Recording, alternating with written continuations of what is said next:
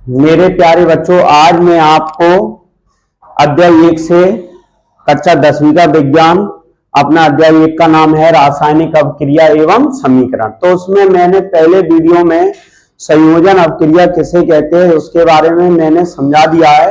तो आज अपने नेक्स्ट क्वेश्चन इसी के आगे करेंगे जो अपने बोर्ड परीक्षा में अभी तक पूछे जा चुके हैं और ये बहुत महत्वपूर्ण प्रश्न हैं जिनको आज मैं आपको समझा रहा हूं।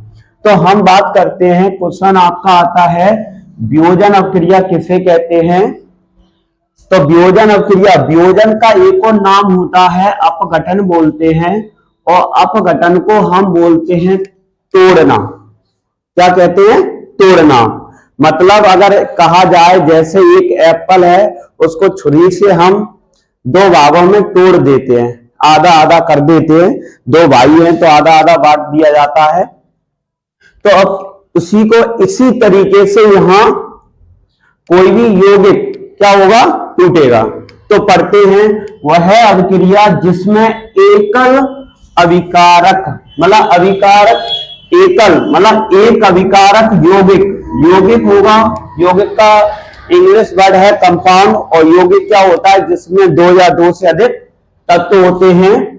तो ये यौगिक अपघटित होकर दो या अधिक उत्पाद बनाते हैं, वियोजन अवक्रिया कहलाती है। हम कह सकते हैं वह अवक्रिया जिसमें एकल अविकारक यौगिक अपघटित होकर या टूटकर दो या दो से अधिक उत्पाद बनाते हैं, उसे हम वियोजन अवक्रिया या अपघटन अवक्रिया कहते हैं। तो उदाहरण भी देख लेते हैं। तो हमने क्या किया? उदाहरण में हमने कैल्शियम कार्बोनेट लिया। ये कैल्शियम कार्बोनेट का फॉर्मूला है, और इस पर ये त्रिभुज लगा दिया, या हम लिख सकते हैं गर्म करना। ठीक है, तो त्रिभुज भी बना सकते हैं। तो वही कैल्शियम कार्बोनेट को जब हम गर्म करेंगे तो आपका कैल्शियम ऑक्साइड और प्लस कार्बन डाइऑक्साइड, तो इन भागों में ये टूट जाता है। तो यहां कितने उत्पाद बन रहे हैं? एक कैल्शियम ऑक्साइड उत्पाद बनना है, एक कार्बन डाइऑक्साइड बनना है, तो दो उत्पाद बनना है। मतलब दो से अधिक उत्पाद हो सकते हैं, ठीक है, लेकिन यहां एक ही अविकारक होगा। अविकारक कितना होगा? एक। तो ये अपना उदाहरण वियोजन अवक्रिया का होगा, हमेशा ध्यान रखना। ठीक है, अब नेक्स्ट क्वेश्चन की बात करते हैं, विस्थापन अवक्रिया किसे कहते हैं।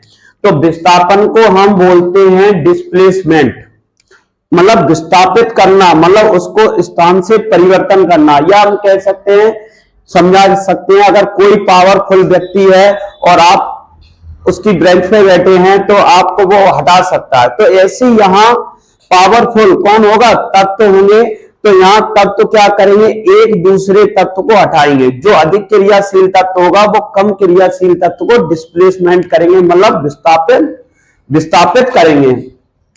तो परिभाषा क्या है? वह अवक्रिया जिसमें अधिक क्रियाशील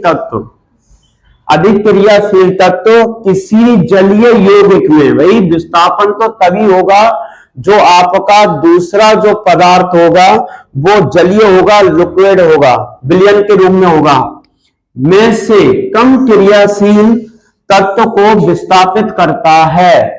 तो उसे हम क्या कहेंगे बेटा? विस्थापन अवक्रिया कहलाती है या कहते हैं। तो हम बात करते हैं उदाहरण। तो उदाहरण क्या है? तो मैंने यहां लिया है आयरन। आयरन का संकेत होता है Fe, लोहा हिंदी में बोलते हैं। और यहां मैंने कॉपर सल्फेट लिया है और ये A2 लिख दिया, मतलब एक्वस विलयन है, और आयरन यहां ठोस है। अब आयरन को क्या करते हैं? आयरन को जब कॉपर सल्फेट के विलयन में डाला जाता है तो वो क्या करता है? कॉपर को विस्थापित कर देता है। क्यों? क्योंकि आयरन अधिक क्रियाशील है। हम इसको भी आपको बताएंगे कौन अधिक क्रियाशील तत्व है, उनकी भी लिस्ट हम आपको बताएंगे, जिससे आपको पता चल जाएगा कौन डिस्प्लेसमेंट कर सकता है। तो यहां आयरन क्या करेगा? कॉपर को हटा देगा।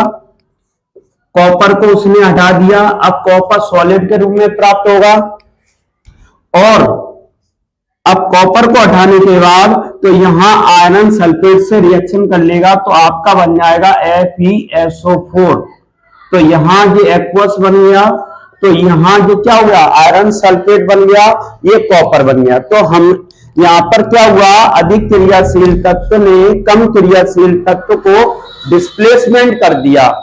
ठीक है, तो उसको हम क्या कहेंगे, विस्थापन अवक्रिया कहते हैं। अब बात करते हैं दूसरा क्वेश्चन इसी के नीचे है, द्विविस्थापन अवक्रिया। द्वि मतलब होता है बेटा दो, और यहां डिस्प्लेसमेंट दो बार होगा। अब डिस्प्लेसमेंट दो बार होगा, यहां डिस्प्लेसमेंट हमेशा दो बार आयनों के बीच में होगा। आयनों का मतलब होता है धनात्मक और ऋणात्मक, मतलब प्लस और माइनस। तो अपने तत्व पर भी प्लस और माइनस का भी चार्ज आता है, ये भी आपको आगे क्लास में सिखाऊंगा। ठीक, तो मैंने यहां क्या किया, मैंने यहां उदाहरण लिखते हैं, पहले उदाहरण समझ लो। अगर आप उदाहरण अच्छे से कंप्लीट रखोगे तो आप परिभाषाओं को खुद बना के लिख सकते हैं, मेरी गारंटी है। अगर उदाहरण आपको नहीं आएंगे तो आप परिभाषाओं को बनाकर नहीं लिख सकते हैं। ठीक है, तो मैंने यहां क्या किया, सोडियम सल्फेट लिया Na2SO4, ये सोडियम सल्फेट है, और प्लस बेरियम क्लोराइड। इन दोनों के हमने ये विलयन लिए हैं, क्योंकि यहां विलयन के रूप में ही अपघटन होगा। अगर ठोस ठोस से क्रिया कराएंगे तो भाई यहां कोई आयन उत्पन्न नहीं होंगे। आयन तभी उत्पन्न होते हैं जब किसी तत्व को किसी जल में घोला जाता है, घोलने पर फिर वो आयन उत्पन्न करते हैं। तो यहां पर sodium sulphate aqueous, barium chloride aqueous, 3 लगा देंगे। अब रिएक्शन होगा, सोडियम पर हमेशा प्लस का चार्ज आता है, तो सोडियम क्या करेगा, सोडियम यहां क्लोरीन से क्रिया करेगा, मतलब इसमें प्लस वाला इससे माइनस वाले से रिएक्शन करेगा, तो आपका क्या बनेगा, NaCl, सोडियम क्लोराइड, जो अपना नमक का सूत्र होता है।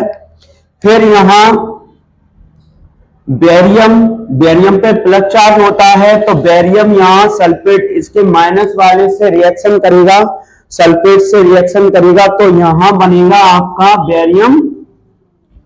बेरियम सल्फेट बनेगा। ठीक, और ये बेरियम जो सल्फेट बनेगा ये आपका ठोस होगा। ठीक है, इसको हम आगे आपको अवक्षेपण अवक्रिया में भी समझाएंगे कि अवक्षेपण अवक्रिया क्या होती है। तो यहां अब बनने के बाद बेरियम सल्फेट बन गया, और NaCl जे एक्वस है आपका नमक, तो यहां NaCl मतलब सोडियम क्लोराइड। अब क्या करेंगे, अब हम दोनों पक्ष को बराबर करेंगे, क्योंकि जब तक इनके समीकरण दोनों पक्ष बराबर नहीं होंगे तब तक हमारा ये समीकरण सही नहीं होगा। अभी तक हमने ऊपर जो और उदाहरण कराए हैं तो उनको भी एक बार चेक कर लेंगे, लेकिन वैसे अपने ऊपर वाले उदाहरण जितने भी हैं उनके दोनों पक्ष बराबर, तो इसलिए हमने वहां आपको बताया नहीं था। तो यहां बात करते हैं, यहां सोडियम की संख्या दो लिखा है ये, और क्लोरीन भी कितना है, 2। तो यहां सोडियम 1 है, क्लोरीन 1 है, तो आगे 2 का गुणा करेंगे तो सोडियम 2 हो जाएगा, क्लोरीन 2 हो जाएगा, बेरियम 1, सल्फर 1, ऑक्सीजन पे 4 लगाए तो ऑक्सीजन 4 है, तो इधर भी ऑक्सीजन 4 है। तो हमारा ये पक्ष बराबर हो गया, तो हमारा ये समीकरण सही हो गया। तो परिभाषा सुन लें, द्विविस्थापन अवक्रिया कहते किसे, वह अवक्रिया जिसमें अभिकारकों के बीच, जो अपने अभिकारक हैं, अभिकारकों के बीच आयनों का आदान प्रदान होता है, मतलब उसका माइनस वाला इसमें आएगा और इसका माइनस वाला उसमें जाएगा, या प्लस माइनस से रिएक्शन करेगा, हम ये कह सकते हैं। आयनों का आदान प्रदान होता है, द्विविस्थापन अवक्रिया कहलाती है। ठीक है, तो आगे इसका भी उदाहरण देख लेते हैं, इसका बैलेंस देख लेते हैं। इसमें आयरन 1, कॉपर 1, सल्फर 1, ऑक्सीजन 4, तो ये बैलेंस पहले से ही है। कैल्शियम 1, कार्बन 1, ऑक्सीजन 3, 1 और 2 कितना हो गया, 3। तो हमारा ये समीकरण संतुलित है, अगर आज हमारी वीडियो अच्छी लगी हो तो आप कमेंट जरूर कीजिए।